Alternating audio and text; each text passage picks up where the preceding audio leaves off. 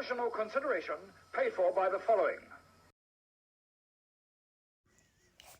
Hello and welcome once again, film fans. It is Cheap Shot Entertainment and Quick Shot Reviews for you. This week we're going to watch, or we have watched rather, we're going to talk about a film called Infinity Pool. It's 2023 release. It is nearly a 2-hour runtime. Stars Alexander Skarsgård and the fastly becoming horror darling Mia Goth, Cleopatra Coleman, amongst others. And it's an interesting concept for a film, but there's no real... I don't want to go into that yet because there's a lot I need to discuss about this film, but it is directed by Brandon Cronenberg and is also written by Brandon Cronenberg. Like I say, Mia Goth fastly becoming a horror darling here, but this...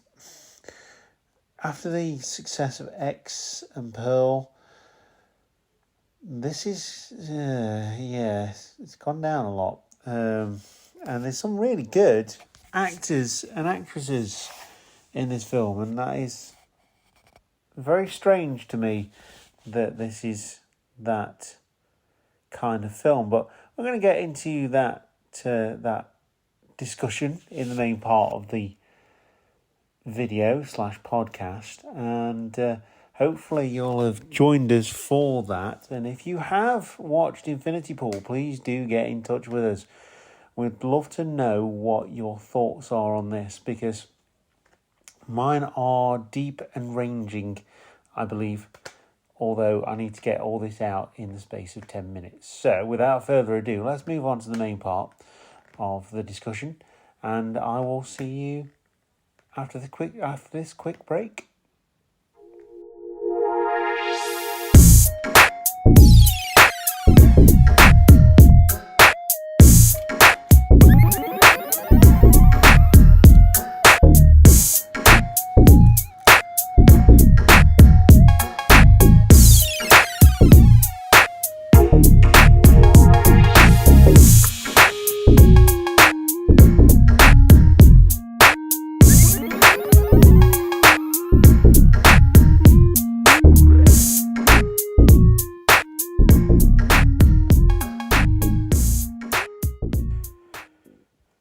So, as I've already mentioned, a 2023 film, near 2-hour runtime. It is an 18, of course, because, it's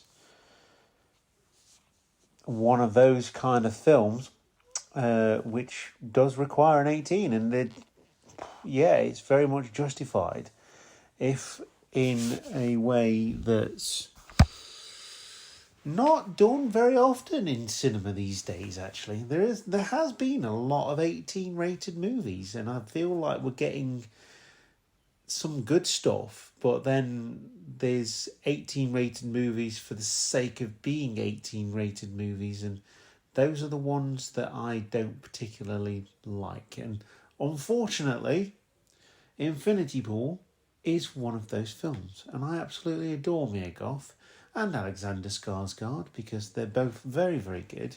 There are some very good performances, but obviously the standouts are those two mentioned.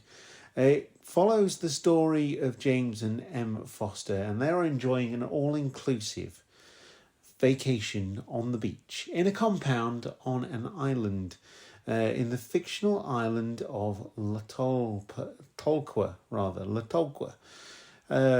when a fatal accident exposes the resort's perverse subculture of hedonistic tourism, reckless violence, and surreal horrors.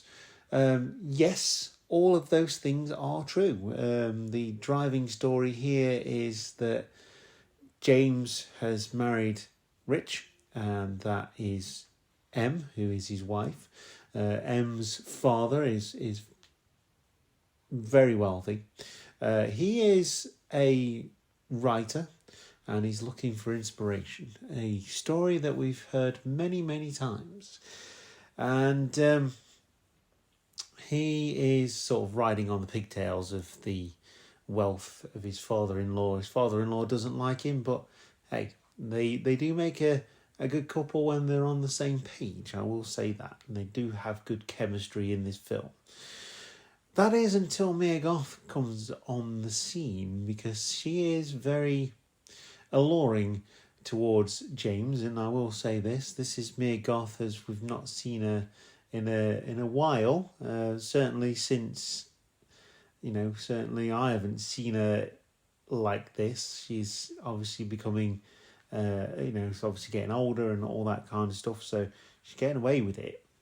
And I feel like this film is shock value for the sake of shock value, and gore for the sake of gore, and just,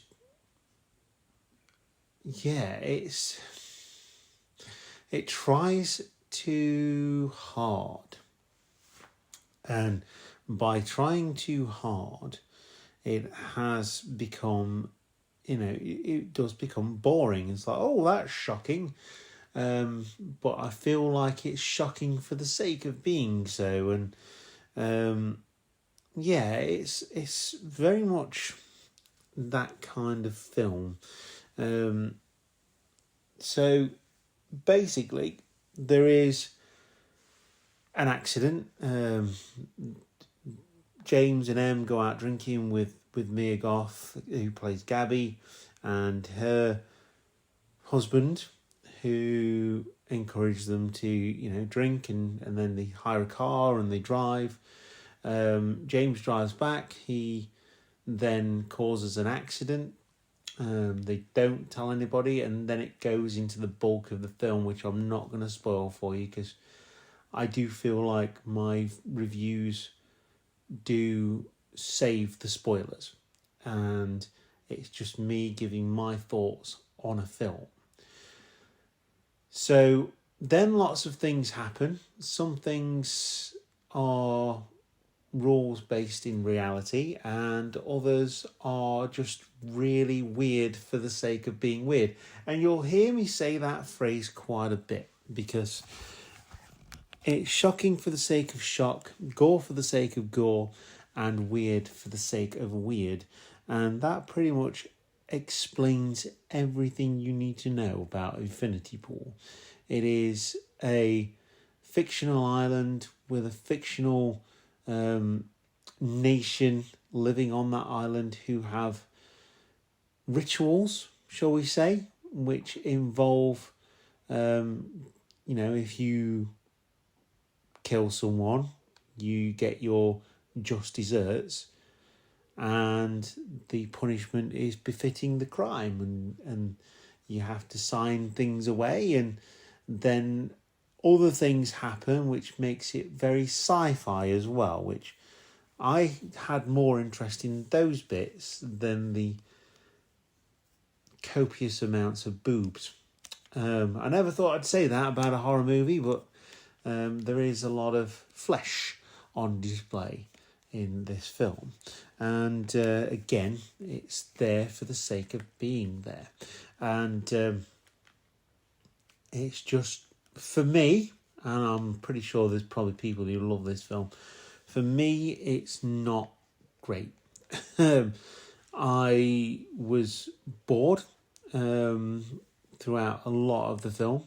I never felt a connection to any of the characters, and when you're doing a film like this, you probably do need a connection, even though they have a disconnect with you as an audience. You need to feel that the things that are happening to them shouldn't be happening to them, and that's where characterization comes in. And I don't feel like there was a lot of characterization in this film because of the subject matter it's trying to cover.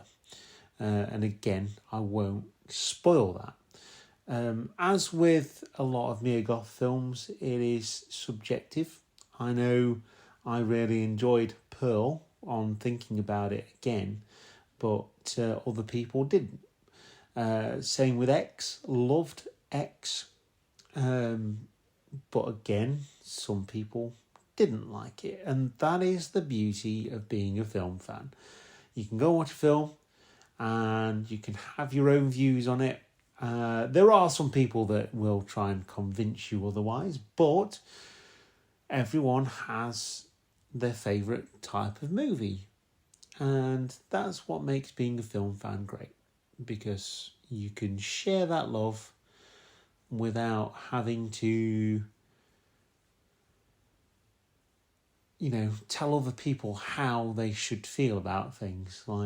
And this film is very much like that. Although, just looking down at some of the reviews that are available online, doesn't seem like there's a lot of love for this film at all.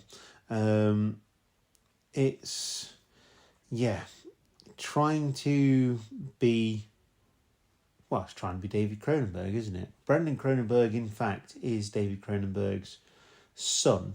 And he's taken a lot of inspiration from his father without taking any of the, not the creativity, but the ability to tell a story. See the difference between, and he's probably going to get there, give him time, but David Cronenberg's films, yes, it was body horror, but you always felt a connection to the characters within, and there just wasn't anything here that made me connect to anything.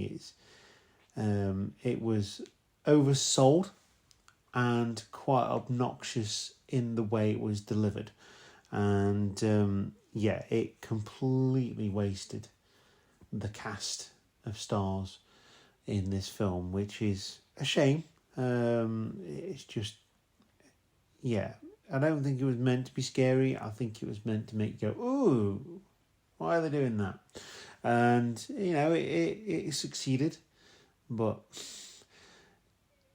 if you're going to do a film like this, then it needs to have some substance to it. And this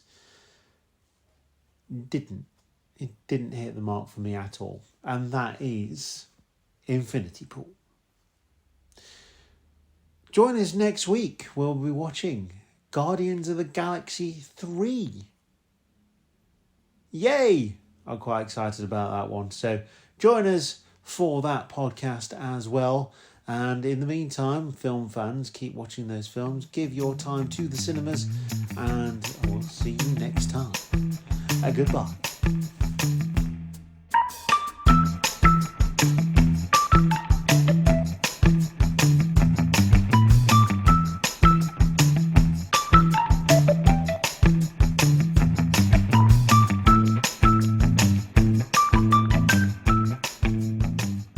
Hiya.